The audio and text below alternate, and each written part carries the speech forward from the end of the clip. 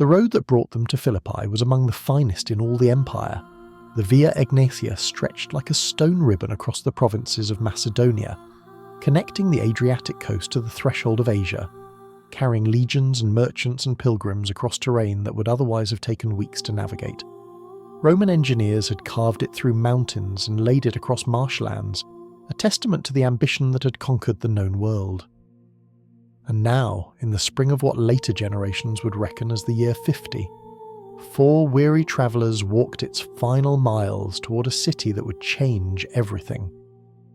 Paul of Tarsus led the small company, his sandaled feet finding the familiar rhythm of the road he'd walked for so many months. He was not an imposing figure by any physical measure, a man of modest height, his body bearing the accumulated marks of years of hardship, his eyes carrying the intensity of one who had seen visions that could not be unseen. Beside him walked Silas, his companion in ministry and fellow citizen of Rome, a man whose steadiness balanced Paul's fire. Behind them came young Timothy, barely more than a youth, his faith still fresh, but his commitment already proven. And there was Luke, the physician, whose careful observations would one day preserve these memories for generations yet unborn. They had not planned to come to Philippi. Their journey had begun with a different destination in mind, but at every turn the Spirit of God had blocked their path, closing doors to Asia, forbidding them to enter Bithynia, redirecting them through a vision of a Macedonian man pleading for help. "Come over to Macedonia and help us," the vision had said, and Paul had woken knowing with absolute certainty that God was calling them to carry the gospel into Europe for the first time. They had boarded a ship at Troas, sailed with favourable winds to Samothrace, and pressed on to Neapolis before finally setting foot on the road that led to Philippi. The city announced itself long before they reached its gates. Rising from the plain between Mount Pangaeon and the coastal hills, Philippi gleamed with the unmistakable confidence of Roman authority. Its walls were solid, its buildings orderly, its streets laid out in the grid pattern that Romans imposed wherever they established dominion. This was no provincial backwater clinging to its Greek heritage. This was a colony, a little piece of Rome transplanted to the edge of the civilized world, governed by Roman law, populated by Roman citizens, proud of its direct connection to the imperial capital. The history of this place hung heavy in the air for those who knew how to read it. Here, nearly a century earlier, the fate of the Roman Republic had been decided on the fields just outside the city walls. Brutus and Cassius, the assassins of Julius Caesar, had made their final stand against the forces of Mark Antony and the young Octavian. When the battle ended and the conspirators lay dead by their own hands, a new era had begun, the era that would see Octavian become Augustus, the first emperor, and Rome transform from republic to empire. Augustus had rewarded his veterans with land in Philippi, establishing it as a Roman colony with all the privileges that status entailed. The descendants of those veterans still lived here, still spoke Latin in their homes, still carried themselves with the bearing of the men and women who belonged to the conquering race. But Philippi was more than Roman pride in Macedonian soil. It was a crossroads, a meeting place of cultures and beliefs that coexisted in uneasy proximity. Greek traditions persisted in the temples and theatres, in the philosophical discussions that educated men still conducted in the manner of their ancestors. Mystery religions from the East had found footholds here, promising initiates secret knowledge and spiritual transformation. And beneath it all, woven through the commerce and politics and daily life of the city, ran currents of spiritual hunger that no official cult could satisfy. Paul had learned to read cities the way sailors read the sea. He noticed the temples and their relative states of repair, noted which gods received the most offerings and which had fallen into neglect. He observed the faces of people in the marketplace, looking for the restlessness that often preceded openness to the gospel, and he searched, as he always did, for the community of Jews who might provide his first audience, the synagogue where he could begin his proclamation that the Messiah had come. But Philippi had no synagogue. This absence told its own story. Jewish law required a minimum of 10 adult men to establish a synagogue, and Philippi apparently lacked even this modest quorum. The Jewish presence here was small, scattered, insufficient to maintain the formal structures of communal worship. Whatever Jews lived in this city gathered elsewhere, in less official spaces, Maintaining their faith as best they could in an environment that offered little support for their traditions, Paul made inquiries. On the Sabbath, he learned a small group met outside the city gates, by the river that flowed past the western walls. It was a place of prayer, nothing more. No building, no Torah scrolls, no proper assembly.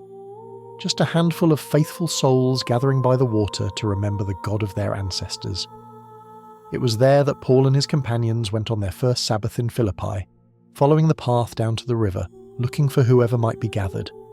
They found women, only women, sitting by the riverbank, their voices lifted in the prayers and psalms that had sustained their people through centuries of exile and dispersion. Among them was one whose presence commanded attention even before she spoke.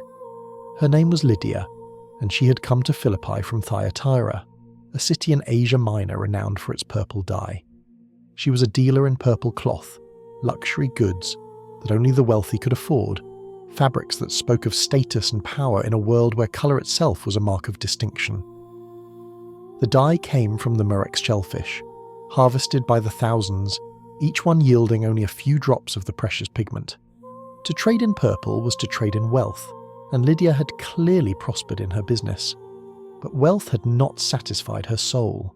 She was what the Jews called a God-fearer, a Gentile who had been drawn to the God of Israel, who worshipped alongside the Jewish community without formally converting, who had found in the ancient scriptures a truth that the gods of her homeland could not provide. She had travelled hundreds of miles from Thyatira to Philippi, building her business in this Roman colony. Yet she still made her way to the river each Sabbath, still sought the presence of the God she'd come to love, still hungered for something more. Paul sat down and began to speak. He told them of Jesus, the promised Messiah, the Son of God who had walked the roads of Judea and Galilee, who had healed the sick and raised the dead and proclaimed the coming of God's kingdom. He told them of the cross, of the innocent one who had taken upon himself the sins of the world, of the death that had become the doorway to life. He told them of the resurrection, of the empty tomb, of the risen Lord who had appeared to his disciples and commissioned them to carry the good news to the ends of the earth. He spoke with the passion of one who had encountered this risen Jesus personally, whose entire life had been overturned by a blinding light on the road to Damascus. And as he spoke, something stirred in Lydia's heart. The text says simply that the Lord opened her heart to pay attention to what was said by Paul. It was a gentle opening, not a violent upheaval, more like a flower turning toward the sun than a door being battered down. The truth she heard resonated with something deep within her, answering questions she had carried for years, fulfilling hopes she had barely dared to articulate. The God she had worshipped from afar was offering her something more. Not just reverence, but relationship. Not just law, but love. Not just the promise of a Messiah to come, but the announcement that he had already arrived. She believed, and with her belief came immediate action. She and her entire household were baptized in the river where they had gathered for prayer, servants and family members following the lead of this remarkable woman who had found what she'd been seeking. Then, with characteristic directness, she turned to Paul and his companions and issued an invitation that was more command than request. "If you have judged me to be faithful to the Lord," she said, "come to my house and stay." Paul would later write that she urged them, prevailed upon them, practically compelled them to accept her hospitality. This was a woman accustomed to getting what she wanted, and what she wanted now was to support the mission that had brought her such unexpected joy. Her home became the base of operations for the gospel in Philippi, the first house church in Europe, a beachhead of the kingdom of God established in a Roman colony. For a few days, perhaps a week, the work proceeded with remarkable smoothness. Paul and Silas went out each day to the place of prayer, teaching those who gathered, watching the small community begin to grow. Lydia's household bustled with the energy of new faith, discussions continuing late into the evening, questions tumbling out as these new believers grappled with the implications of what they had embraced. There was joy in that house, the unmistakable joy of people who have found what their souls were made for. But Philippi held other spiritual realities, and not all of them were so easily welcomed.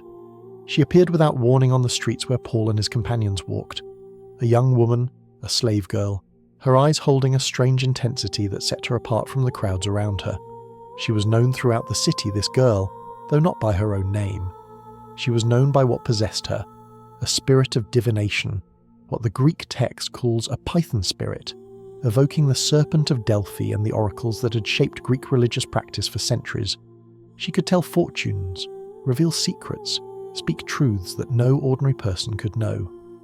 And her owners had discovered that such abilities were extremely profitable. They had built a business around her bondage. People paid good money to hear what the spirits might reveal about their futures, their fortunes, their fates.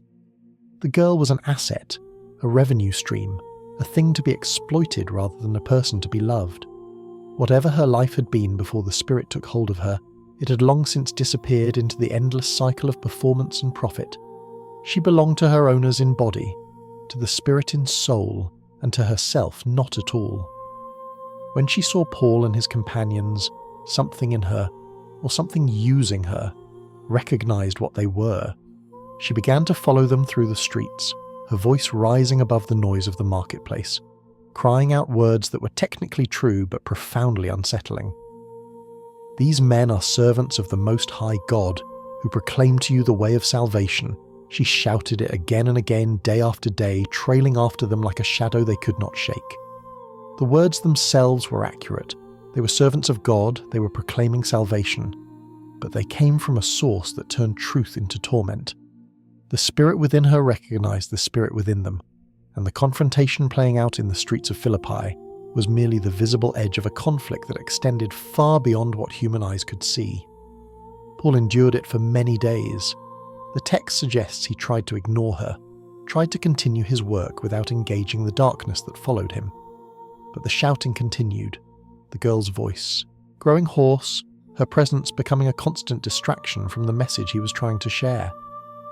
And beneath his frustration lay a deeper grief, for the girl herself trapped in a prison more terrible than any built of stone, crying out truths she did not understand through lips she did not control. The streets of Philippi had become a battleground. The peace of Lydia's household stood in sharp contrast to the torment that stalked them through the marketplace. And somewhere in the collision between light and darkness, between freedom and bondage, a confrontation was building that would soon engulf them all. The slave girl followed them through another crowded street, her voice raw from days of shouting, her eyes empty of everything except the spirit that drove her. And Paul finally had had enough. He stopped in the middle of the street. The crowd flowed around him like water parting around a stone, merchants and shoppers and slaves on errands casting curious glances at the small man who had suddenly become an obstacle in their path.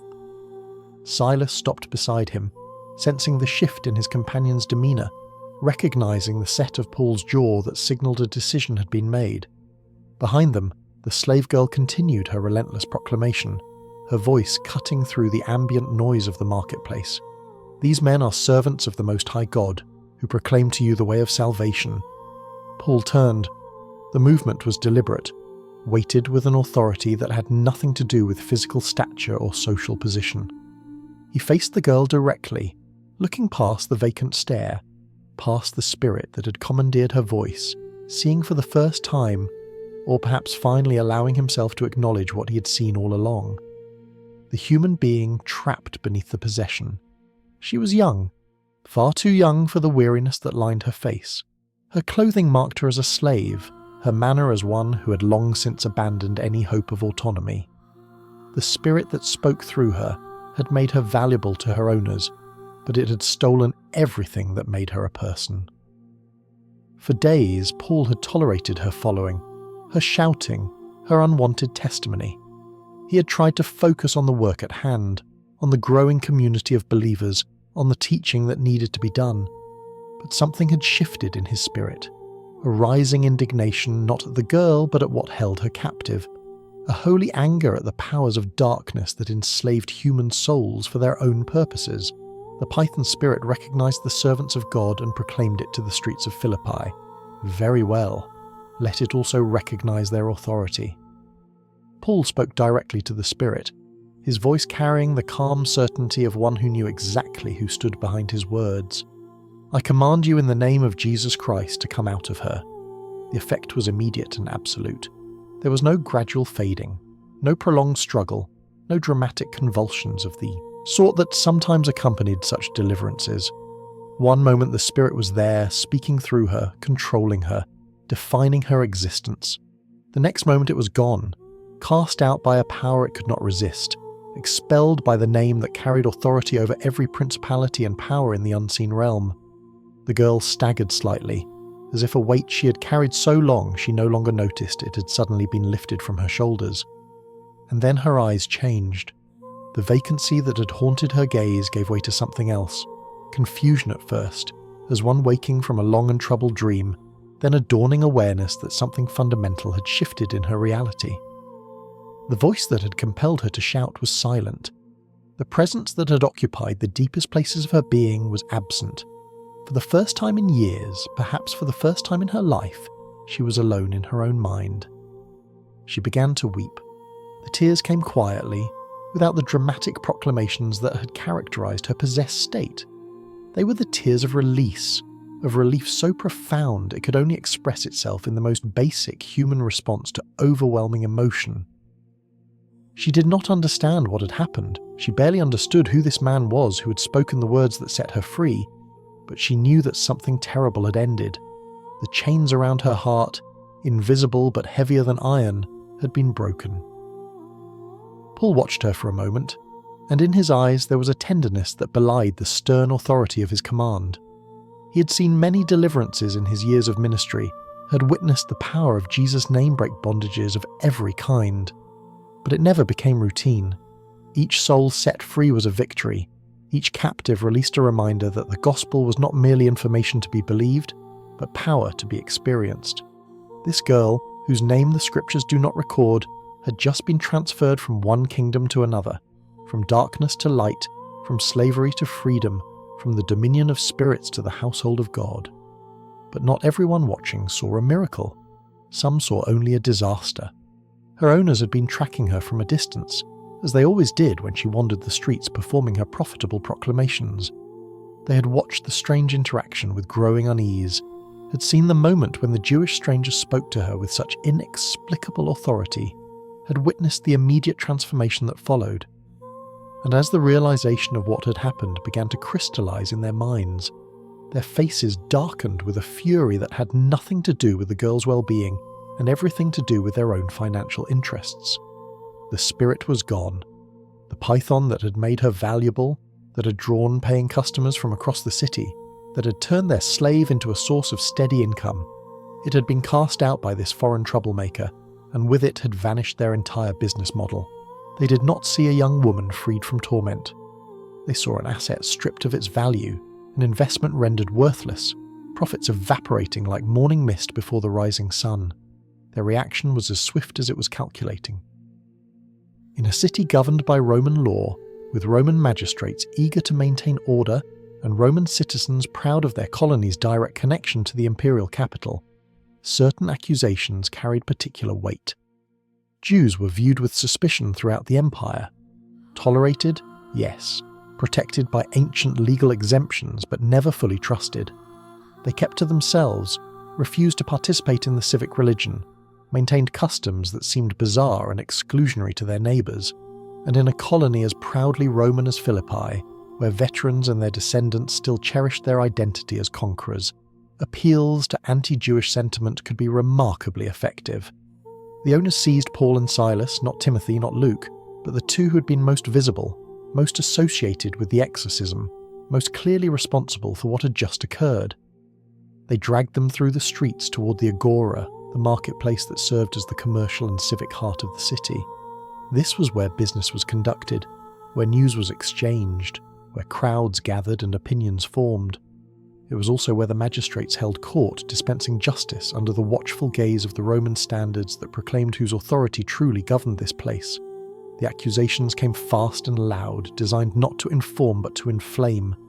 "These men are throwing our city into an uproar," the owners shouted, their voices carrying across the crowded square. "They are Jews, and they are advocating customs unlawful for us Romans to accept or practice." The charges were masterfully constructed. Notice what they did not say. They did not mention the slave girl, did not explain that their real grievance was economic rather than civic, did not acknowledge that the customs in question had done nothing but free a tormented soul.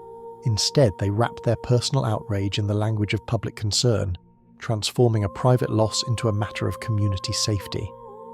They emphasized the foreignness of the accused.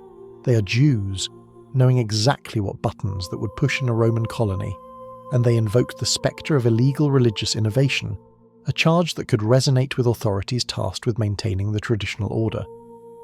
The crowd responded exactly as the owners had hoped. Whatever the truth of the accusations, the spectacle of two Jewish strangers being hauled before the magistrates was entertainment too good to pass up. People pressed closer, adding their voices to the growing tumult, feeding on the energy of collective outrage. Some knew nothing about what had actually happened. They simply joined in because everyone else was joining in. Others harboured their own resentments against Jews, against foreigners, against anyone who threatened the comfortable certainties of their Roman identity. The noise swelled, individual voices merging into a roar that demanded action, demanded punishment, demanded that something be done about these troublemakers who dared to disturb the peace of their city. The magistrates, the duoviri who governed Philippi as representatives of Roman authority, found themselves facing a situation that required rapid response. A mob was forming. Public order was at stake. The accused were Jews, members of a group that had already caused problems in other cities, adherents of a religion that Romans found difficult to understand and easy to distrust. Whatever the merits of the specific charges, the political calculus was clear. The crowd wanted blood, and the magistrates needed to maintain control. They did not conduct a proper trial. They did not ask Paul or Silas to speak in their own defence. They did not investigate the claims being made or consider whether the accusations had any basis in fact. Roman justice, for all its vaunted principles, could be remarkably expedient when circumstances demanded. The magistrates simply ordered what the crowd seemed to want. Punishment, immediate and public, to restore order and demonstrate that Philippi would not tolerate those who threatened its peace. The lictors stepped forward. These were the attendants who accompanied Roman magistrates carrying the fasces, bundles of rods bound around an axe that symbolized the power of a life and death vested in Roman authority. When the magistrates ordered a beating, it was the lictors who carried out the sentence. They were professionals, experienced in the administration of pain, capable of delivering punishment that would satisfy a crowd's bloodlust without killing the victim outright. The rods they carried were designed for exactly this purpose. Paul and Silas were stripped of their clothing. The humiliation was intentional, part of the punishment itself, to stand naked before a jeering crowd, exposed and vulnerable, stripped of every dignity along with every garment. Whatever status they might have claimed, whatever respect they might have earned, was torn away with their robes. They were reduced to bare flesh, targets for the violence that was about to descend. The beating began. Rod after rod fell across their backs, each blow leaving welts that quickly split into open wounds. The lictors worked with methodical efficiency, spacing the strokes to maximize pain without rendering the victims unconscious. Blood began to flow, running down their backs in rivulets, spattering the stones of the marketplace where so many commercial transactions had taken place. The crowd watched with the satisfaction of those who feel justice is being served, their earlier outrage slowly giving way to the quieter pleasure of witnessed suffering. Paul had been beaten before. His body already carried scars from previous persecutions, marks of a ministry that had never promised comfort or safety. But familiarity did not diminish the agony. Each stroke sent fire across his nervous system. Each impact drove breath from his lungs. Each moment stretched into an eternity of pain. Beside him, Silas endured the same torment, the same blood, the same methodical destruction of flesh that the rods inflicted without mercy. They did not cry out for the beating to stop. They did not protest their innocence or demand the trial they were entitled to as Roman citizens. That revelation, that both of them held the precious citizenship that should have protected them from exactly this kind of treatment, they kept to themselves, for reasons the text does not explain. Perhaps there was no opportunity to speak. Perhaps they judged that the mob would not have listened. Perhaps they understood that something larger was unfolding, that their suffering was not a mistake to be corrected, but a path to be walked. When the lictors finally stopped, Paul and Silas could barely stand. Their backs were ruined, masses of torn flesh and congealing blood. Their bodies trembled with shock, their minds reeling from the trauma they had just endured. Around them, the crowd began to disperse, the entertainment concluded, the lesson delivered. The magistrates issued their final order. Take these men to prison, secure them carefully, ensure they cause no further trouble. The jailer received his instructions and his prisoners. He looked at the two broken men before him, bleeding, barely conscious, convicted by the mob of crimes they had not committed, and saw only a responsibility to be managed. He would do his duty. He would secure them as ordered. He would make certain they did not escape. He had no idea that before the night was over, they would secure something far more valuable than his prisoners. They would secure his soul. The jailer was a man shaped by discipline and duty. His name has not survived the passage of centuries, lost to history like so many details that the Gospel writers did not think to preserve. But his character emerges clearly enough from the actions recorded in the text. A Roman soldier, or veteran most likely, given responsibility for the prison that held Philippi's criminals and troublemakers. Such positions were not granted lightly. The security of prisoners was a matter of professional honour and personal liability. Under Roman law, a jailer who allowed prisoners to escape could face the same punishment those prisoners would have received. If the escaped men were condemned to death, the jailer might die in their place. It was a system designed to ensure absolute vigilance, and it produced men who took their responsibilities with deadly seriousness. He received Paul and Silas at the prison entrance as the afternoon shadows lengthened across the city. The magistrate's orders had been explicit. Secure these men carefully. The word carried weight. This was not routine incarceration, not the casual detention of common thieves or debtors awaiting trial. These prisoners had incited a riot, had thrown the city into uproar, had proven themselves capable of stirring up trouble that required the intervention of the highest authorities. They were dangerous, perhaps not physically given their current condition, but dangerous nonetheless. Men who could move crowds were men who required special precautions. The jailer assessed his new charges with the practiced eye of someone accustomed to evaluating threats. Two Jewish men, neither particularly imposing in stature, both bearing the unmistakable marks of a severe beating. Their backs were masses of torn flesh, blood still seeping from wounds that would take weeks to heal properly. They moved with the stiff, careful gait of men for whom every motion brought fresh waves of pain. Their faces were drawn, pale from blood loss and shock, yet there was something in their eyes that the jailer found difficult to categorize. It was not the defiance he sometimes saw in prisoners who believed themselves unjustly accused. It was not the terror of men who understood the severity of their situation. It was something else, a steadiness, a depth, as if they were looking at realities he could not perceive. He dismissed the observation as irrelevant. His job was not to understand his prisoners but to contain them. The Philippian prison was not a large facility, but it was solidly constructed in the Roman manner. Stone walls, heavy doors, multiple cells arranged to allow varying degrees of security. Common prisoners might be held in the outer cells, where some light filtered through small windows and the air circulated enough to make breathing bearable. But for high-risk detainees, for those who required special precautions, there was another option, the inner cell. The jailer led them deeper into the structure, past the outer chambers where other prisoners watched with dull curiosity, through a heavy door that groaned on its hinges, and down a short passage that descended slightly into the earth. The temperature dropped as they walked, the warmth of the Mediterranean afternoon giving way to the permanent chill of underground stone. The light faded with each step, the torches in the outer areas providing less and less illumination until they reached a darkness that seemed almost solid. The inner cell was the most secure space in the prison, and the most miserable. It was carved into the bedrock beneath the main structure, a chamber of rough stone walls that sweated moisture even in the drier seasons. No windows pierced these walls. No natural light had ever touched this floor. The only illumination came from whatever torch or lamp a guard might bring, and when that light departed, the darkness was absolute. Prisoners held here could not tell day from night, could not track the passage of hours, could lose all sense of time in an environment that offered no external reference points. It was a place designed to break the human spirit through isolation, disorientation, and the relentless pressure of impenetrable blackness.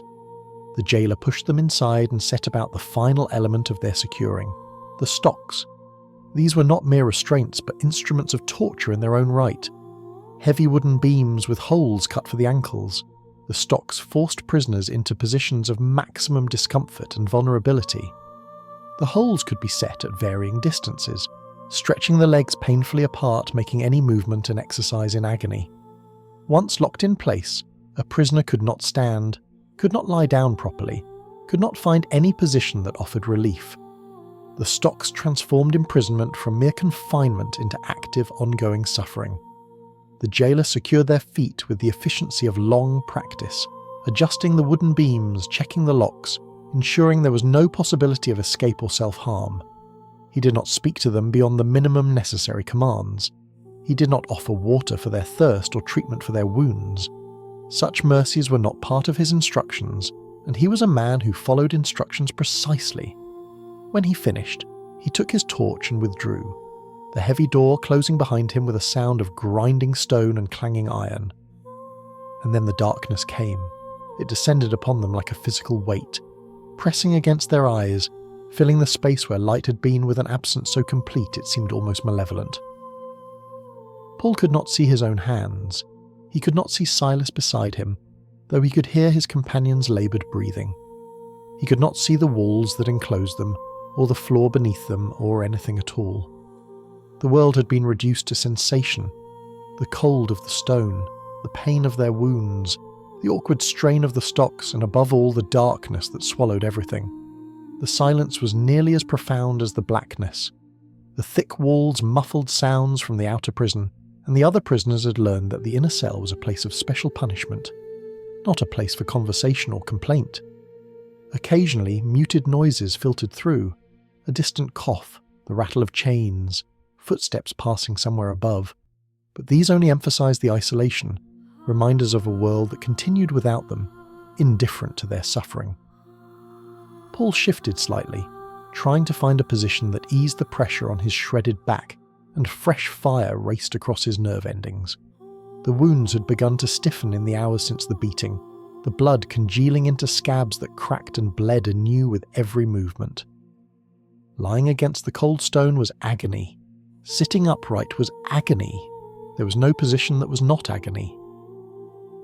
The stocks held his legs immobile, adding their own particular torment to the general symphony of pain that his body had become. He had experienced suffering before. His ministry had already cost him dearly. Beatings in synagogues, stonings that left him for dead, shipwrecks and dangers and deprivations of every kind. He had catalogued these sufferings in his letters, not as complaints but as credentials, proof that his apostleship was genuine because it had been tested in the fires of persecution. But familiarity with pain does not make pain easier to bear. Each new assault on the body must be endured in its own right.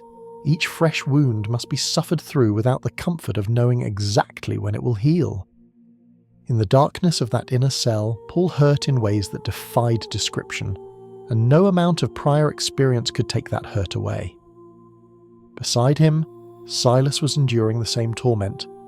They had not spoken since the jailer left, each man wrestling with his own body, his own darkness, his own silent conversation with the God who had brought them to this place. The natural human response to such circumstances would be despair, a sinking into the blackness that surrounded them, a surrender to the hopelessness that such environments were designed to produce. Everything about the inner cell whispered that they had been abandoned, that their mission had failed, that the good news they had carried across land and sea had led them only to this miserable end. But something else was stirring in the darkness. Paul's mind, even through the haze of pain and exhaustion, was working along paths that the jailer could never have anticipated. He was thinking about the girl, the slave girl, set free from the spirit that had tormented her, weeping tears of relief in the streets of Philippi. He was thinking about Lydia and her household, gathered even now in prayer, wondering what had become of the men who had brought them such extraordinary news. He was thinking about the mysterious workings of a God who had redirected their entire journey through a vision, who had led them to Macedonia for purposes that clearly extended beyond their current comprehension. He was thinking about Jesus. The Messiah had also been beaten. He had also been mocked and stripped and subjected to the cruelty of crowds who did not understand what they were doing. He had hung on a cross in darkness, 3 hours of supernatural blackness that had covered the land as the Son of God bore the sins of the world. And he had emerged from that darkness victorious, risen from the dead, alive forevermore. The tomb could not hold him.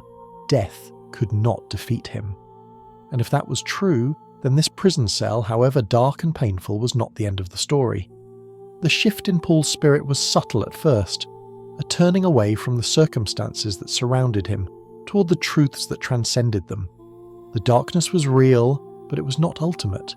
The pain was real, but it was not eternal. The imprisonment was real, but it could not touch the freedom that Christ had purchased. Somewhere in the depths of that inner cell, in the midnight of his suffering, Paul began to access a reality that the jailer had never imagined existed. A reality where chains could not bind the soul and stone walls could not contain the Spirit of God. He became aware that Silas had grown still beside him, the restless shifting of a man seeking comfort giving way to a different kind of stillness. And then, barely audible at first, he heard something that transformed the darkness from a weight into a womb. Silas was praying. The words were soft, whispered into the blackness, but they carried a conviction that the stone walls could not absorb. He was thanking God, not for the circumstances, but in them. He was declaring trust, not because he understood, but because he had decided to trust regardless.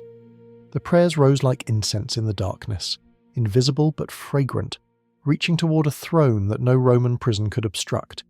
And Paul found his own lips beginning to move, his own voice joining the quiet chorus, his own heart turning from the reality of his suffering to the reality of his Saviour. The guards in the outer chambers did not yet know what was stirring in the depths of their prison. The other prisoners, scattered through the cells above, had not yet heard what was beginning to emerge from that place of special punishment. But the atmosphere was shifting, the spiritual temperature changing, the darkness itself becoming charged with a presence that did not belong there. 2 broken men, bleeding and bound in the deepest cell, were preparing to do something that would shake the foundations of more than just the prison. They were preparing to worship. The prayers came first, rising from the darkness like smoke from hidden fires. They were not the formal prayers of the synagogue, recited from memory in prescribed patterns. They were something rawer, more immediate, the unscripted outpouring of hearts that had nowhere else to turn. Paul and Silas spoke to God as men speak to someone they know intimately, someone whose presence they trusted even when every physical sense insisted they were utterly alone. They thanked him for the journey that had brought them to Philippi. They thanked him for Lydia and the believers gathered in her home. They thanked him for the slave girl, now free from the spirit that had tormented her. They even thanked him, and this was the mystery that defied all natural explanation, for the privilege of suffering for the name of Jesus. The concept would have baffled their jailer had he been present to hear it. Privilege? What privilege could there be in beaten backs and bloody wounds, in stocks and darkness and the cold stone of an underground cell? But Paul and Silas operated from a different framework entirely. They had heard their master's words, passed down through those who had walked with him in Galilee. Blessed are you when people insult you, persecute you, and falsely say all kinds of evil against you because of me. Rejoice and be glad, because great is your reward in heaven. They had taken those words not as poetry but as instruction, not as comfort for future generations but as a command for present obedience, and so they prayed. And as they prayed, something began to shift, not in their circumstances, which remained as miserable as ever, but in the atmosphere of that dark place. The prayers created a space, an opening, a thin place where heaven and earth drew closer together. The stone walls could not prevent it. The iron locks could not forbid it. In the very heart of the Roman prison system, in a cell designed to crush hope and break spirits, 2 wounded men were establishing a beachhead for the kingdom of God. The transition from prayer to song happened naturally, almost inevitably. Paul's voice, roughened by thirst and exhaustion, found the first notes of a hymn, perhaps one of the ancient psalms that had sustained the Jewish people through centuries of exile and oppression. Or perhaps one of the newer songs that the early church was beginning to compose, lyrics celebrating the resurrection and the lordship of Christ. The melody was simple, the kind that could be sung without accompaniment, without preparation, without anything but a voice and a willing heart. Silas joined him, their two voices intertwining in the darkness, creating harmonies that neither could see but both could feel. The sound was not beautiful by any conventional standard. These were not trained singers performing in a temple or a theatre. These were broken men, their bodies racked with pain, their voices strained and imperfect. But there was something in their singing that transcended technique, a quality of conviction, of defiance, of joy so deep it could not be extinguished by circumstances. The hymns rose through the stone corridors like water finding its way through cracks in a dam. Sound travelled strangely in underground spaces. The same walls that blocked light could channel and amplify sound in unexpected ways, carrying vibrations through the rock, transmitting melodies along passages that seemed designed to prevent exactly such transmission. The other prisoners scattered through the cells above and around the inner chamber began to hear something that made no sense to their experience of this place. Someone was singing. In the inner cell where the worst offenders were sent, where hope went to die, someone was singing. The prisoners fell silent, straining to hear. They were a mixed collection of humanity, these men held in Philippi's prisons, thieves and debtors, perhaps a murderer or two, men who had run afoul of Roman law in various ways and were now paying the price. They knew the sounds of this place intimately, the groans of the suffering, the curses of the angry, the weeping of the despairing, the silence of those who had given up entirely. What they were hearing now fit none of those categories. One prisoner, chained in a cell near the passage to the inner chamber, pressed his ear against the cold stone and listened. The words were foreign to him, Jewish prayers, Hebrew phrases, names and concepts from a religion he did not understand, but the tone was unmistakable. This was not the singing of men who had lost their minds, the deranged melodies that sometimes emerged from those broken by isolation and torment. This was coherent, purposeful, directed. These men were singing to someone. They were singing as if someone was listening. The effect on the listening prisoners was profound in ways that would be difficult to articulate. Most of them had long since abandoned any belief that the universe contained anything but indifferent cruelty. Their experiences had taught them that power belonged to the strong, that justice was a commodity purchased by the wealthy, that hope was a luxury the imprisoned could not afford. And yet here were two men who had been beaten more severely than most, who had been consigned to the worst cell in the prison, who had every reason to despair, singing in the darkness as if they possessed something that chains could not take and walls could not contain. It was an offence against the natural order. It was a scandal of inexplicable joy. It was, without anyone present having the vocabulary to name it, an act of spiritual warfare. The midnight hour approached, though none in the prison could mark its coming by any external sign. Time in that place was measured not by clocks or stars, but by the changing of guards, the delivery of meagre rations, the gradual weakening of bodies denied proper rest and nourishment. Yet something in the quality of the darkness seemed to deepen as the night progressed, as if the hours between midnight and dawn were denser somehow, more pregnant with possibility, more open to interruptions from beyond the visible world. Paul and Silas continued to sing. Their voices had grown hoarse, their throats dry and aching, but they did not stop.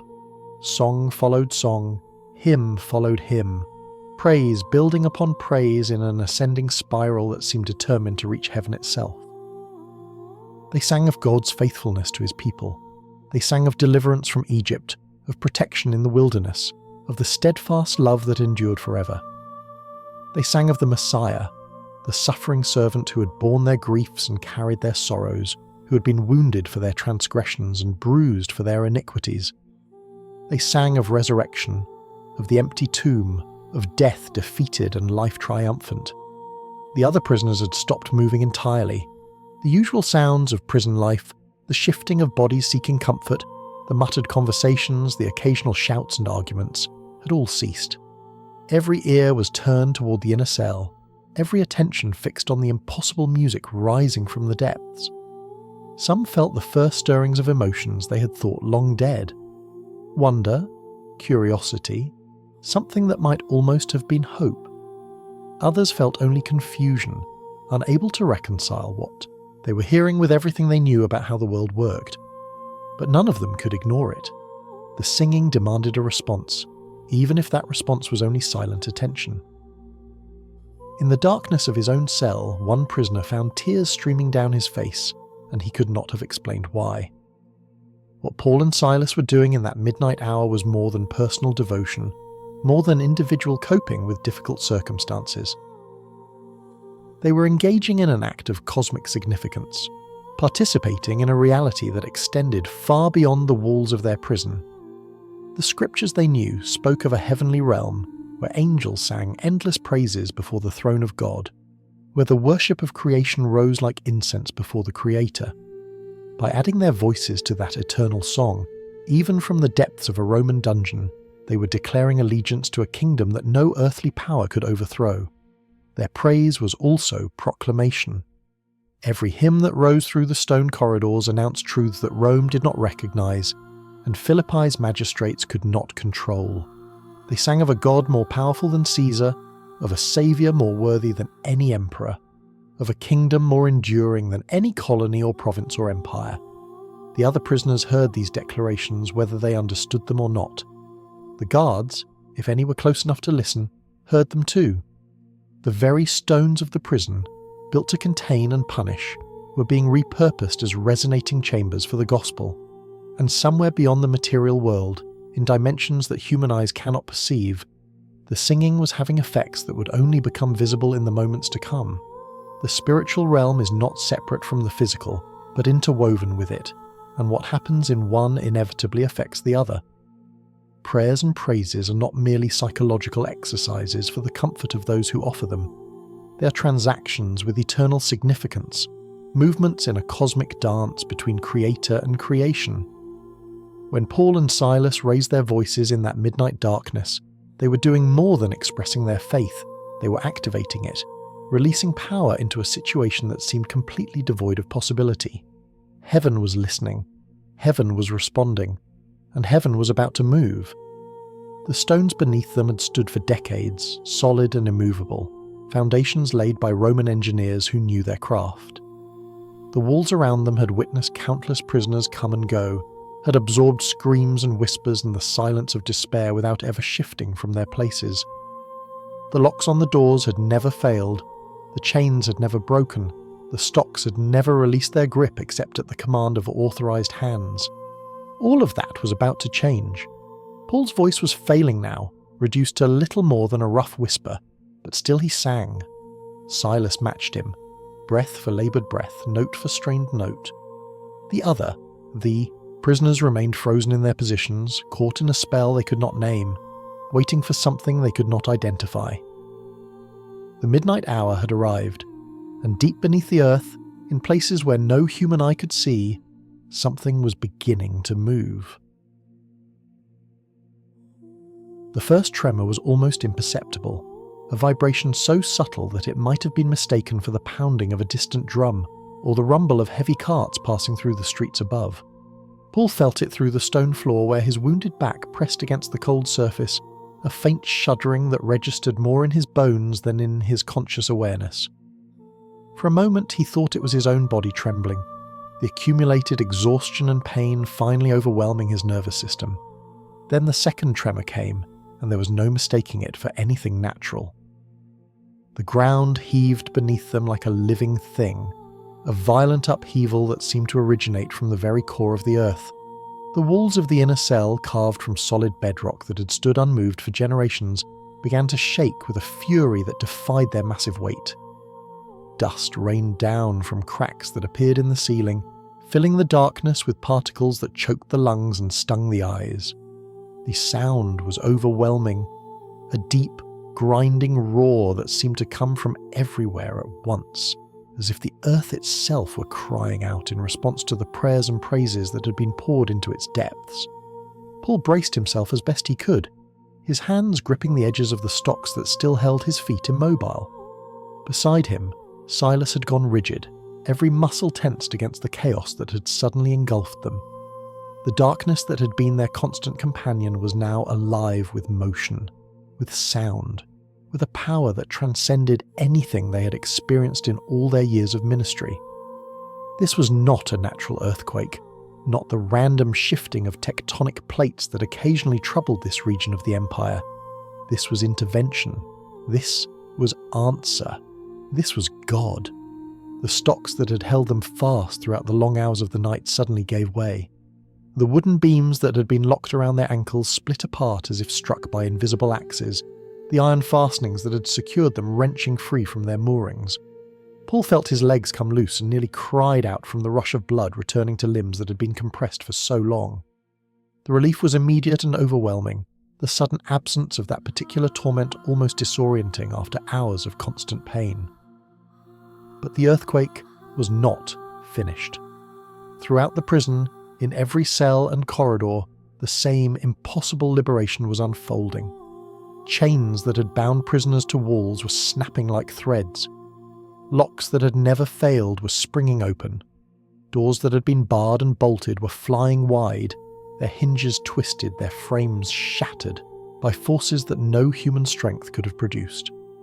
The prison that Rome had built to contain and punish was being systematically dismantled by a power that Rome had never imagined existed. The other prisoners felt it too, the sudden loosening of their bonds, the unexpected opening of their cells. Some cried out in fear, convinced that the world was ending, that the gods were angry, that some terrible judgment had finally come upon them. Others scrambled toward the doors that now stood open, their minds racing to comprehend the opportunity that had suddenly presented itself. Escape, freedom, a chance to flee into the night and disappear before the authorities could respond. And yet something held them in place. It was not the continuing tremors, though these were violent enough to make movement dangerous. It was not the darkness, though the collapsed torches and scattered lamps had plunged the entire prison into a blackness nearly as complete as the inner cell. It was something else, a presence, an atmosphere, a weight of invisible reality that pressed upon them with an authority they could not name but could not ignore. The same power that had shattered their chains seemed also to have captured their wills, holding them frozen in the aftermath of liberation, waiting for something they did not understand. In the inner cell, Paul was struggling to his feet for the first time in hours. His legs screamed in protest, the muscles cramped and weakened from their long confinement. His back was a tapestry of agony, every movement tearing at wounds that had barely begun to heal, but he was free. The stocks lay broken around him, the door to his cell stood open, and somewhere in the chaos of the shaking prison, a purpose was taking shape that he was only beginning to perceive. This earthquake was not meant for their escape. The realization crystallized in his mind with the same clarity that had guided his entire ministry. God had not sent this cataclysm to free Paul and Silas from Roman custody, though it had certainly accomplished that. The open doors, the broken chains, the supernatural liberation, these were means to an end larger than the deliverance of 2 missionaries. Something else was happening, someone else was being reached, and Paul needed to understand what before he took any action that might interfere with the divine intention. Outside the prison walls, the earthquake had roused the city from its midnight slumber. People tumbled from their beds, stumbled into the streets, cried out in fear as buildings shook and tiles crashed from rooftops. In a region that had known earthquakes before, there was nothing unusual about the basic phenomenon, but the intensity and suddenness of this particular tremor was already generating speculation that would circulate through Philippi for days to come. Some would attribute it to the anger of the gods. Others would note the timing with suspicion, remembering the Jewish troublemakers who had been imprisoned that very day. The natural and the supernatural were intertwining in ways that would provoke questions no one in the city was fully prepared to answer. The jailer woke to catastrophe. He had been sleeping in the quarters adjacent to the prison, close enough to respond to any emergency, but far enough to allow for the rest that his demanding position required. The earthquake had thrown him from his bed, slamming him against the floor with a force that left him momentarily stunned. By the time he gathered his wits and staggered to his feet, the worst of the shaking had subsided, but the sounds reaching his ears told him that something terrible had happened. He ran toward the prison, his heart pounding with a dread that grew with every step. The door to the main chamber was hanging from one hinge, the stone lintel cracked, the entire frame twisted by forces it had never been designed to withstand. Inside, the darkness was absolute. Every torch extinguished, every lamp overturned, the carefully maintained illumination of the prison reduced to nothing. But even in the darkness, he could see enough to understand the magnitude of the disaster. The doors were open. Every door in the prison, as far as he could tell, was standing open. The jailer's blood turned to ice. He knew what this meant. He knew the law that governed his profession, the ancient and unbending principle that made jailers personally responsible for the prisoners in their charge. Roman justice was not interested in excuses, in explanations, in the impossibility of preventing supernatural intervention. If prisoners escaped, the jailer paid the price. If prisoners condemned to death escaped, the jailer faced death in their stead. It was a simple equation, and the jailer understood its terms perfectly. Everyone was gone. They had to be gone. No prisoner would remain in an open cell when freedom beckoned and darkness provided cover. The Jewish troublemakers, the thieves, the debtors, every soul committed to his custody, they had all fled into the night, and he would be held accountable for each and every one of them. His career was over. His life was over. There was no possible outcome that did not end in his disgrace and execution. The despair that flooded through him was absolute and immediate. He was a Roman, trained in Roman ways, shaped by Roman values. When defeat was certain and dishonour unavoidable, there was one final option that preserved at least a measure of dignity. Better to die by one's own hand than to be dragged before the magistrates, publicly shamed, executed like a common criminal. Better to end it quickly, cleanly, on his own terms. He drew his sword. The blade gleamed faintly in what little light filtered through the ruined doorway, the familiar weight of it solid in his grip. He had carried this weapon for years, had trained with it, had perhaps used it in the service of Rome before his assignment to this provincial posting. Now it would serve one final purpose. He reversed his grip, positioning the point against his own chest, preparing to fall forward onto the blade in the manner that Roman honour prescribed. And then a voice pierced the darkness. A voice that should not have been there. A voice that shattered every assumption the jailer had made about what this night would hold. "Do not harm yourself. We're all here." The words echoed through the ruined prison, carrying an authority that stopped the jailer's hand as surely as if someone had physically gripped his wrist. He froze, the sword point still pressed against his chest, his mind struggling to process what he had just heard. That voice had come from deep within the prison.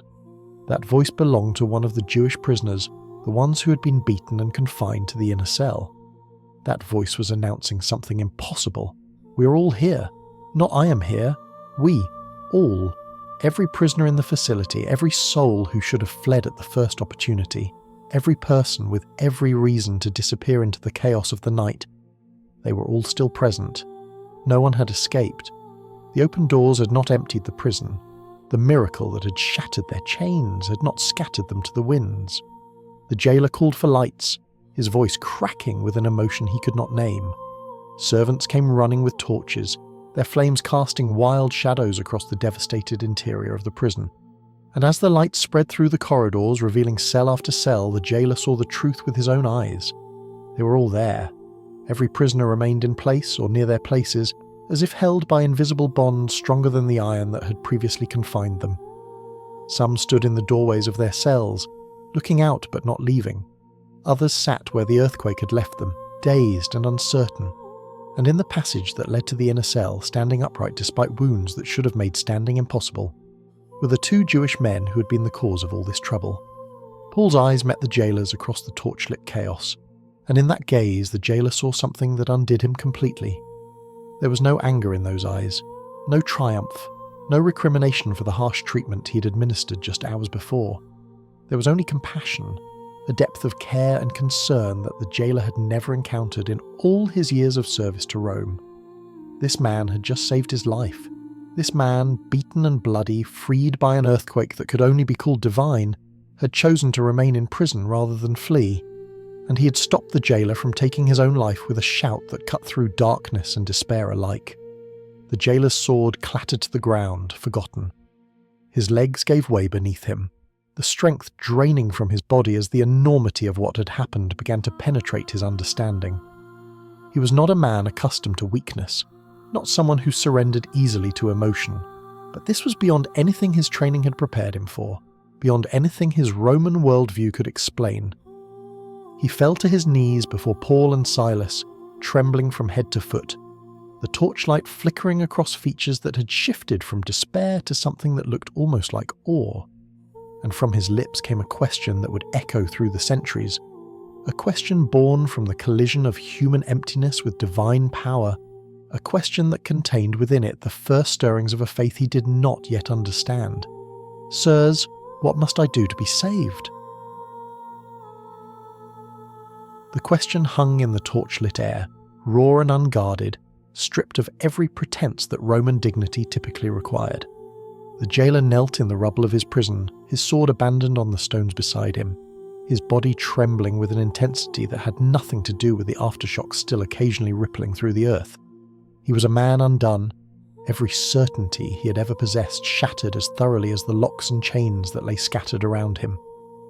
Moments ago, he had been prepared to die. The logic had been clear, the decision made, the blade positioned for its final service. And then a voice from the darkness had called him back from the edge of oblivion, not with a command or a threat, but with an announcement so impossible that it had frozen him in place. "We are all here."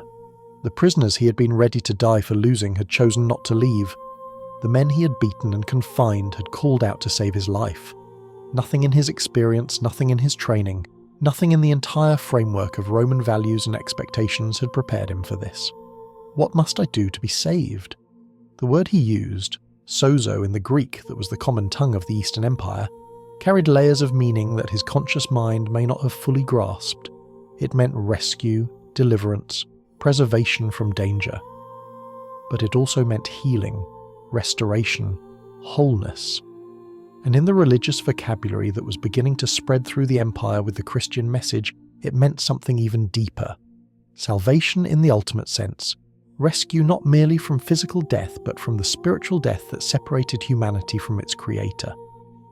The jailer may have been asking how to escape the immediate crisis, but something in the way he asked, something in the desperation and the awe that coloured his voice, suggested that his question reached further than he knew. Paul looked at the man kneeling before him, this Roman soldier, this servant of the empire that had beaten him bloody just hours before, this jailer who had locked him in the darkest cell and secured his feet in stocks without a word of mercy. He saw the trembling, the fear, the shattering of a worldview that had proven utterly inadequate to explain what had just occurred. And in that broken Roman, Paul saw what he had seen in so many others throughout his ministry, a soul ready to receive what only God could give. His answer was immediate, simple, and comprehensive. Believe in the Lord Jesus and you will be saved, you and your household. Believe. The word was not a summons to intellectual assent, not a request to add one more deity to the Roman pantheon, not an invitation to adopt a new philosophy alongside the others that competed for attention in the empire's marketplace of ideas. It was a call to trust, to place one's entire weight upon the reality of Jesus, to stake one's life and death and eternity on the truth that this crucified Jewish rabbi was in fact the risen Lord of all creation. Belief of this kind was not passive but active, not tentative but total. It was the response of a drowning man grasping the hand extended to save him, in the Lord Jesus. Not in a system, not in a set of rules, not in religious performance or moral achievement, in a person, in Jesus, whose name meant Yahweh saves, and whose title, Christ Messiah, the Anointed One, proclaimed him as the fulfillment of centuries of Jewish hope. In the Lord, the one before whom every knee would eventually bow, the one whose authority exceeded that of Caesar and every other power that claimed human allegiance. The jailer had spent his life serving Rome, submitting to the chain of command that structured Roman society, giving his loyalty to emperors who styled themselves as gods. Now he was being offered a different Lord, a different allegiance, a different foundation for his existence, and you will be saved. The promise was unconditional, attached to no requirement beyond belief itself. There were no preliminary steps, no probationary periods, no demonstrations of worthiness that had to be completed before salvation could be granted. The jailer did not need to clean himself up, prove his sincerity, or earn what was being offered. He simply needed to believe, and salvation would be his. The same grace that Paul had encountered on the Damascus road, the same mercy that had transformed a persecutor into an apostle, was now being extended to a Roman jailer in the ruins of a Philippian prison. You and your household. The scope of the promise expanded beyond the individual kneeling in the rubble to encompass everyone under his authority and care. This was not a guarantee that the jailer's faith would automatically save his family members without their own response. Each person would need to believe for themselves. But it was an assurance that the salvation being offered was not a private individual affair. It was meant to spread, to encompass families and communities, to transform not just isolated souls but the networks of relationship that constituted human society. The jailer's household, his wife, his children, his servants, everyone who lived under his roof, was included in the invitation. The jailer listened, and something in him responded. The trembling began to subside, not because the awe had faded, but because a new reality was taking root beneath it. He did not understand everything. How could he, in these first moments of encounter? But he understood enough. He understood that these men possessed something he desperately needed. He understood that their God had power beyond anything Rome could offer. He understood that the question he'd asked in desperation was being answered with a generosity he had done nothing to deserve. He rose to his feet, and his first act revealed the transformation already beginning within him. "Come with me," he said, and his voice carried a tenderness that would have been unthinkable an hour before. "Let me see to your wounds." He led Paul and Silas out of the prison, not as prisoners being transferred, but as honoured guests being welcomed. The other prisoners watched in stunned silence, uncertain what to make of this reversal. This jailer who had suddenly become a servant to the men he had been ordered to secure. Some of them would slip away in the confusion of the coming hours. Others would remain, held by something they could not name, waiting to see what else this night might bring. But the jailer's attention was fixed on the two men whose singing had preceded the earthquake, whose God had shaken the foundations, whose message was already reshaping his understanding of everything. They walked through the darkness to the jailer's house, which stood near enough to the prison for him to respond quickly to emergencies. His family had been awakened by the earthquake, and they gathered in the main room with the anxious faces of people who had felt the ground move and did not know what it meant. When the jailer entered with two bloodied strangers, their confusion only deepened. But he raised his hand to quiet their questions and began to give orders that surprised them even more than the earthquake had. Water was brought, and cloths, and whatever medicines the household possessed. The jailer himself, this Roman soldier who had never performed a servant's task in his life, knelt before Paul and Silas and began to wash their wounds. His hands, which had earlier that day manhandled them into chains and stocks, now moved with extraordinary gentleness across their torn backs, cleaning away the dried blood, applying what salves were available, bandaging the worst of the lacerations. It was an act of repentance expressed through service, a physical demonstration of the interior revolution that had already begun. His wife watched with wide eyes, not understanding but beginning to sense that something profound was occurring. The children, however many there were, the text does not say, observed their father behaving in ways they had never witnessed, treating these Jewish strangers with a tenderness he had perhaps never shown anyone. The servant stood ready to assist, drawn into the drama without knowing its full significance. The whole household had become an audience to a transformation that would soon extend to include them all. As the wounds were tended, Paul began to speak. He told them about Jesus, who he was, what he had done, why it mattered. He told them about a God who loved the world so much that he had sent his only Son, not to condemn but to save. He told them about the cross, where that Son had died bearing the sins of humanity, taking upon himself the punishment that justice required, so that mercy could be extended to all who believed. He told them about the resurrection, the empty tomb, the risen Lord who had conquered death itself and now offered eternal life to everyone who would receive it. The jailer's family listened with the intensity of people encountering something that resonated with needs they had carried all their lives without knowing how to name them. The Roman gods had never offered this personal God who knew them individually, this salvation that addressed not just their circumstances, but their souls, this love that had expressed itself in sacrifice. The mystery religions promised secret knowledge and mystical experiences, but nothing like this straightforward announcement of grace freely given. The emperor cult demanded loyalty and offered nothing in return but the dubious privilege of belonging to the winning side. What Paul described was different from all of it, more demanding in its claims, more generous in its gifts, more transformative in its implications. One by one, they believed. The text does not record their individual moments of decision, does not capture the specific instant when each heart opened to receive what was being offered. It simply tells us that Paul and Silas spoke the word of the Lord to him and to all the others in his house, and that faith was the result. The jailer's wife believed, his children believed, his servants believed. The entire household, from the master to the lowest slave, embraced the message that had come to them through two beaten prisoners in the middle of the night. And then came the water again, not for washing wounds this time, but for washing souls. Somewhere in the darkness before dawn, the jailer and his entire household were baptized. The text does not tell us where. Perhaps in a courtyard fountain, perhaps in a basin brought inside, perhaps in a stream nearby. The location mattered less than the action. This public identification with Jesus, this symbolic death and resurrection, this declaration that they had passed from one kingdom to another.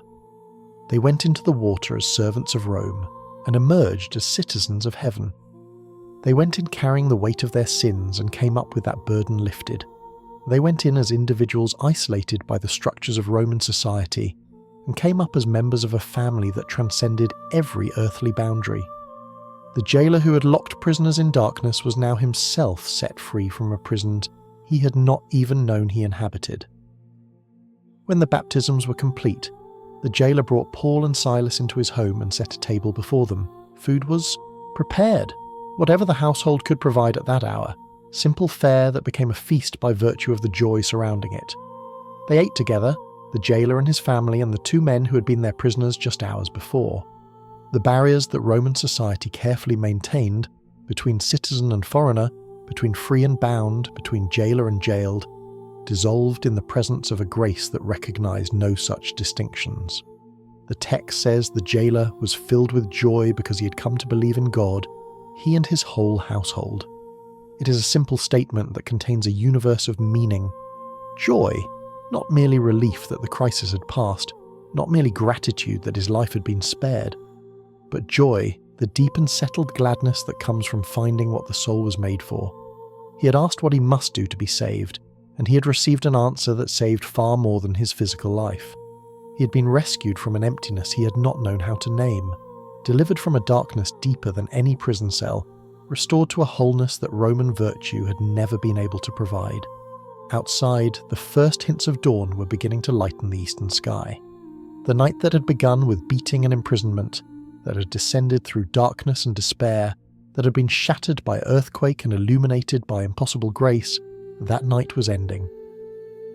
But what had begun in those midnight hours would continue long after the sun rose over Philippi. A church had been born in the jailer's household, a community of faith that would grow and endure, that Paul would later write to with such affection, that would become known throughout the Christian world as a model of generosity and partnership in the gospel. The jailer looked around his table at the faces of his family, transformed in a single night from dutiful Romans to joyful believers. He looked at Paul and Silas, their wounds now bandaged, their bodies fed, their presence in his home a gift he could never have anticipated. And he understood, perhaps for the first time in his life, what it meant to be truly free. The prison still stood in ruins down the road. The magistrates would have questions when morning fully arrived. The future held uncertainties that this new faith had not erased. But none of that could diminish what had happened in this house before dawn broke over Philippi. A man who had been ready to take his own life was now more alive than he had ever been, and it was still only the beginning. The morning light revealed the full extent of the devastation. Throughout Philippi, citizens emerged from their homes to survey the damage the earthquake had wrought. cracked walls, fallen tiles, toppled statues, the evidence of the night's violence was written across the face of the city. But nowhere was the destruction more dramatic than at the prison, where the very foundations had been shifted, where doors hung at impossible angles, where the carefully engineered security of Roman construction had been reduced to rubble and ruin.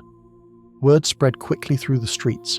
The prison had been destroyed, yet somehow, impossibly, not a single prisoner had escaped. The magistrates received their reports with growing unease.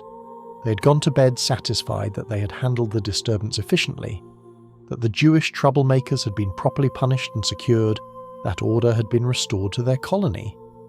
They woke to discover that the earth itself had intervened in the night, that their prison was in shambles, and that the situation had grown far more complicated than a simple case of public disturbance. Their first instinct was damage control. Whatever had happened during the night, the immediate priority was to move past it with as little additional disruption as possible. The Jewish prisoners had caused enough trouble already. The sooner they were out of Philippi, the sooner the city could return to normal. The magistrates dispatched their lictors, the same men who had administered the beating the day before, with orders to release Paul and Silas and send them on their way. A quiet resolution, no further proceedings, no additional attention drawn to an incident that had already proven embarrassing. The lictors arrived at the prison to find it largely abandoned. The jailer had returned briefly to assess the damage and ensure that the remaining prisoners were accounted for, but Paul and Silas were no longer in their cell. They were directed to the jailer's house, where they found a scene that must have puzzled them considerably. The two prisoners they had come to release sitting at a table with the jailer's family, the atmosphere more like a celebration than a detention. "The magistrates have sent us to release you," the lictors announced, their tone businesslike, eager to complete their errand and move on. "Now you can leave. Go in peace." It was a reasonable offer. Paul and Silas had endured a brutal beating, a night of imprisonment, and an earthquake.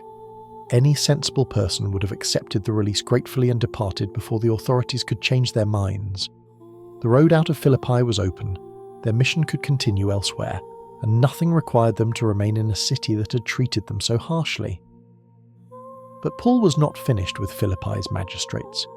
He rose from the table, and when he spoke, his words carried a weight that transformed the entire situation. "They beat us publicly without a trial, even though we are Roman citizens, and threw us into prison. And now do they want to get rid of us quietly? No! Let them come themselves and escort us out." Roman citizens. The words fell like stones into still water, sending ripples of alarm racing back toward the magistrates who had sent this casual dismissal. Paul and Silas were not merely Jewish troublemakers, not simply foreign agitators who could be beaten and imprisoned, without consequence. They were civs Romani, citizens of Rome, bearers of the most privileged legal status in the entire empire, protected by rights that extended back centuries and were enforced with deadly seriousness. To beat a Roman citizen without trial was a serious crime.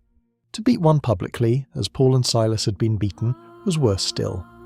The Lex Portia and the Lex Julia explicitly prohibited such treatment, reserving corporal punishment for slaves and non-citizens while protecting those who could claim Roman status.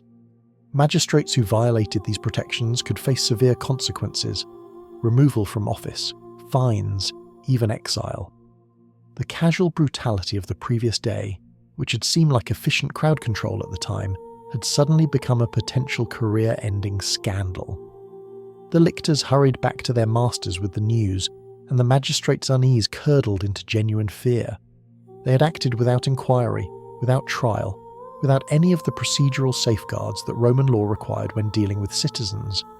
They had assumed that these Jewish strangers were nobodies, foreigners without standing, people who could be abused without consequence. They had assumed wrong. The magistrates came themselves, as Paul had demanded. They walked through the streets of Philippi toward the jailer's house, their faces tight with anxiety, their minds racing through the possible ramifications of what they had done. When they arrived, they did something that Roman officials rarely did. They apologized.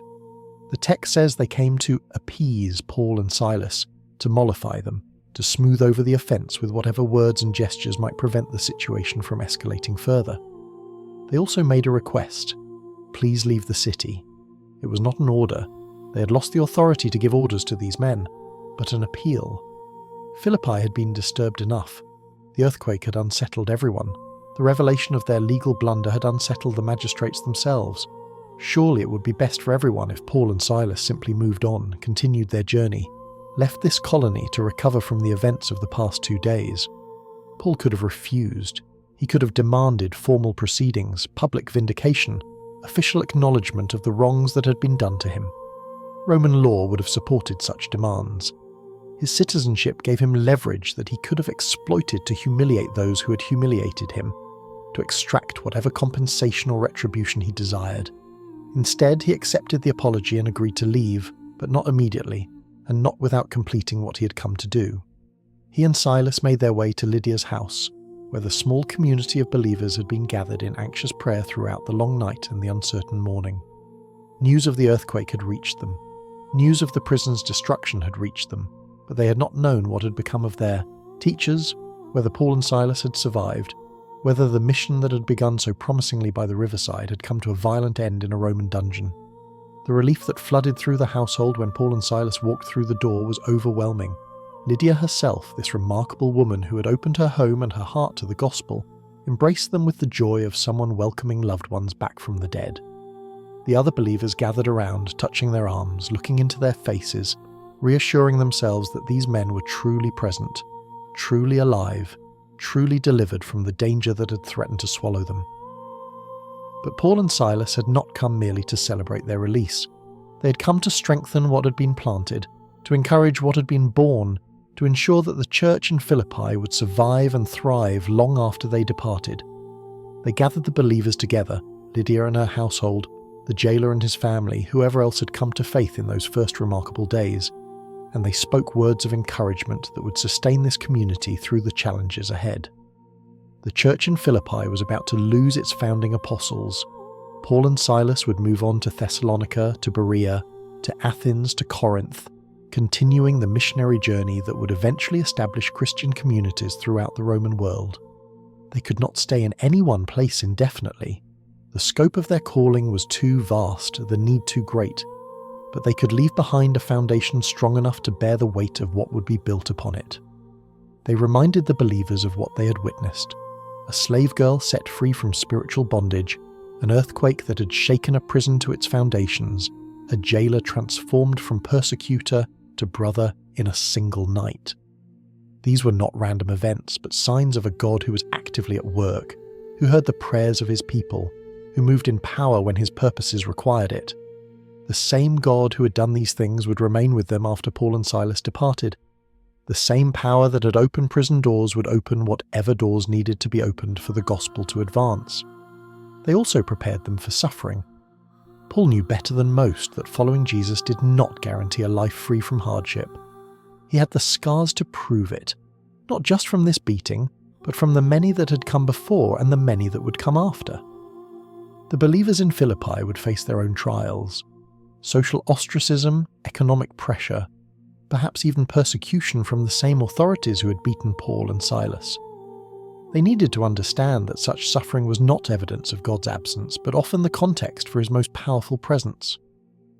Midnight praise was not just something that had happened in a prison cell.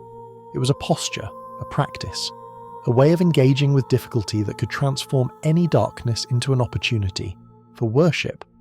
When circumstances were at their worst, when every natural reason for hope had been exhausted, when the prison walls pressed close and the stocks held fast, that was precisely when praise became most powerful. Not because it felt good, not because it made logical sense, but because it declared a truth that circumstances could not alter, that God remained on his throne, that his purposes remained unchanged, that his love for his children was not diminished by their suffering. The believers listened, and they took these words into their hearts. In the years to come, they would have occasion to remember them. The church in Philippi would indeed face hardships, opposition from without, challenges from within, the ordinary struggles of any community seeking to live faithfully in a hostile world. But they would face those hardships with a resilience rooted in what they had witnessed in those first days, a confidence born from watching two beaten men sing hymns at midnight and seeing the earth itself respond.